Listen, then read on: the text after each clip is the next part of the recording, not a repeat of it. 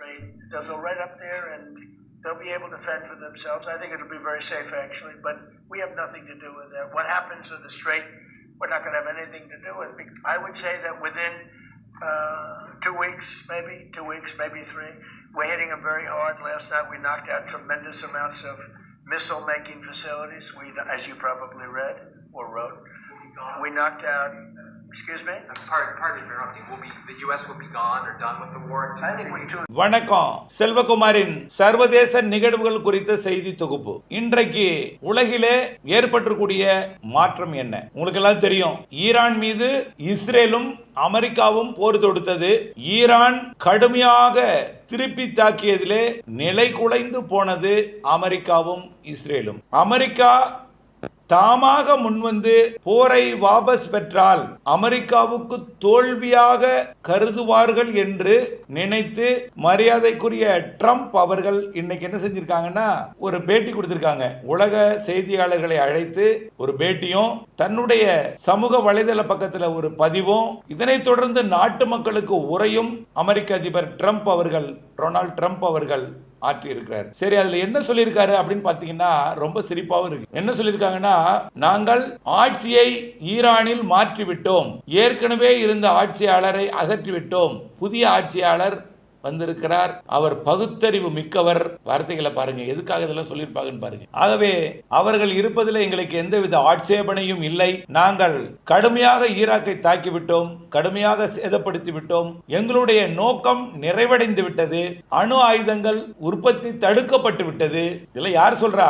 மரியாதைக்குரிய ட்ரம்ப் அவர்கள் சொல்றாங்க. இப்போ இருக்கிற ஆட்சியாளர்கள் நல்ல ஆட்சியாளர், பகுத்தறிவாளர், ஒரு கடும் புகழாரத்தோட ஈராக்குக்கு கொடுத்து இன்னும் ஓரிரு வாரத்தில் படைகள் எல்லாம் வாபஸ் வாங்கிடுவோம், ஈரான் எல்லையில் ஈரானுக்காக குவிக்கப்பட்ட படைகள் எல்லாமே திரும்ப அமெரிக்காவுக்கு அழைக்கப்படும் என்று திடீரென்ற ஒரு அறிவிப்பை இன்றைக்கு ஏப்ரல் 1 வழங்கி இருக்கிறார். இது ஏப்ரல் 1 செய்தி முட்டாள்கள் தின செய்தியா, அதாவது ஏப்ரல் ஃபுல்லா, அல்லது உண்மையாகவே இது நடக்குமா என்று பொறுத்திருந்து தான் பார்க்கணும். எப்பொழுதுமே ட்ரம்ப் இன்னைக்கு ஒன்று சொல்வாரு, நாளைக்கு ஒன்று சொல்வாரு. ஆகவே இன்னைக்கு இது சொல்லியிருக்கிறாரு. மேலும் சில தகவல்களையும் சொல்லியிருக்காரு பாருங்க, மிக அழகா.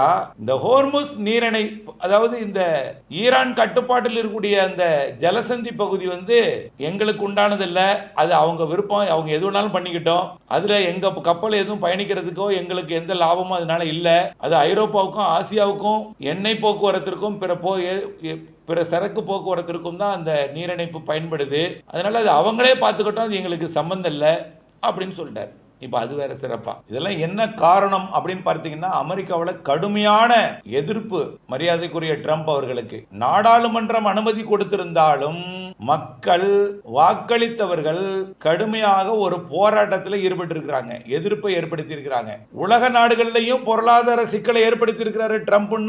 அமெரிக்காவிற்கும் பொருளாதார இழப்பு என்றும், அமெரிக்காவினுடைய எரிபொருள் ஏற்றுமதிக்கும் அமெரிக்காவோட நாணயத்தை செலவு பண்ணி எதுக்காக வெளிநாட்டில் சண்டை போடணும் தேவையில்லாம, இதனால அமெரிக்காவுக்கு என்ன லாபம், தயவு செய்து இந்த போரை நிறுத்துங்கள், தேவையில்லாத அடுத்த நாட்டு விஷயத்தில் போய் தலையிடுவதை உங்களுடைய போக்கை மாற்றிக்கொள்ளுங்கள், எங்களுக்கு நாட்டை ஆள்பவர் தான் வேணும்ல, ராஜா வேண்டில்ல, எங்களுக்கு நலனை தரக்கூடிய ஒரு ஆட்சியாளர் தான் வேண்டும், எங்களுக்கு நீங்க ராஜாவா இருந்து நான் கிங் மேக்கர்னு காட்ட தேவையில்லை, கிங்னு காட்ட தேவையில்லை. இப்போ பாருங்க, கடந்த 2-3 நாளைக்கு முன்னாடி ஒரு நிகழ்வு, இதுவரைக்கும் அமெரிக்காவோட பெடரல் பேங்க், அதுதான் ரூபா நோட்டுல, அமெரிக்க டாலர் நோட்டுல கையெழுத்து போடும் அந்த கவர்னர், தலைவர். நம்ம ரிசர்வ் பேங்க் ஆஃப் இந்தியாவோட கவர்னர் எப்படி நம்ம இந்திய ரூபாய் நோட்டுல கையெழுத்து போடுறாரோ, அதே போல அமெரிக்காவோட பெடரல் பேங்க் தலைவர் தான் ரூபா நோட்டுல கையெழுத்து போட்டுட்டு இருக்காரு. இதுவரைக்கும் அந்த நாடு சுதந்திரம் அடைந்தது முதல் கடந்த 2 நாளைக்கு முன்னாடி சட்ட திருத்தம் பண்ணி அமெரிக்கா ரூபா நோட்ல கையெழுத்து போடக்கூடிய பவரை மரியாதைக்குரிய டொனால்ட் ட்ரம்ப் அவர்கள் பெற்று அப்ப நோட்ல கையெழுத்து போட்டு இருக்காரு. இப்போ ஆகவே நான் தான் ஹீரோ என்கின்ற ஹீரோ என்று சொல்லக்கூடிய ஆட்சியாளர் எங்களுக்கு தேவையில்லை, எங்களுக்கு உண்மையான ஹீரோ மக்கள் நலனில் அக்கறை வேண்டும் என்று அந்த நாட்டு மக்கள் கேட்டுக்கொண்டிருக்கிறார்கள். இதனால கொடுக்கப்பட்ட அழுத்தம் காரணமாகவும் ஈரானால் ஏற்பட்டிருக்கக்கூடிய கடும் பாதிப்பு இழப்பு காரணமாகவும் இப்பொழுது இந்த போர் நிறுத்த நடவடிக்கையை ட்ரம்ப் அவர்கள் அதாவது படைகளை வாபஸ் வாங்கி திரும்ப அமெரிக்காவுக்கு அழைத்துக் கொள்வது என்ற ஒரு அறிவிப்பை அறிவித்திருக்கிறார். மேலும் ஒரு தகவல் சொல்லியிருக்காருங்க, காமெடி தான் இருக்காது. ஈரான் போரை நிறுத்தும்படி கேட்டுக்கொண்டதாகவும் அதன் அடிப்படையில் நாங்கள் போரை நிறுத்தியதாகவும் படைகளை வாபஸ் வாங்கிக் கொள்வதாகவும் ட்ரம்ப் அவர்கள் அறிவித்திருக்கிறார். ஆகவே இப்படி இன்றைக்கு இருக்கு இந்த அறிவிப்பு. நாளை பொழுது விடிந்தால் என்ன மாறும் என்பதற்கெல்லாம் உத்தரவாதம் இல்லை.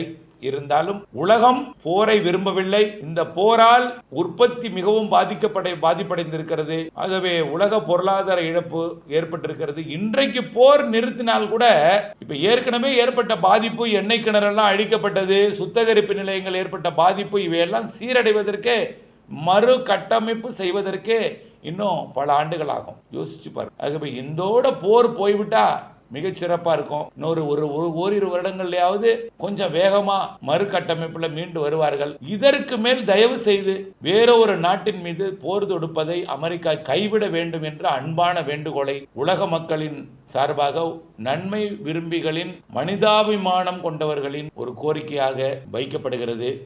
மேலும் ஒரு செய்தி என்னன்னா, கியூபா நாட்டுக்கு அங்கேயும் எண்ணெய் வாங்குறதுல பிரச்சனை. அமெரிக்கா இடையூறு கொடுத்துச்சு. இப்போ ரஷ்யா நேரடியா போய் கியூபாவுக்கு எண்ணெய் வாங்கிட்டு வருதுங்க.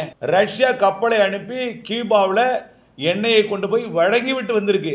இப்போ ரஷ்யா கப்பல் போனதை போய் அடிக்கல, தாக்குதல் நடத்தல. ஏற்கனவே வெனிசுலாவில் எண்ணெய் கப்பல் போனப்போ தாக்குதல் நடத்திய அமெரிக்கா இப்ப கியூபாவுக்கு ரஷ்யா கப்பல் போயிருக்கு.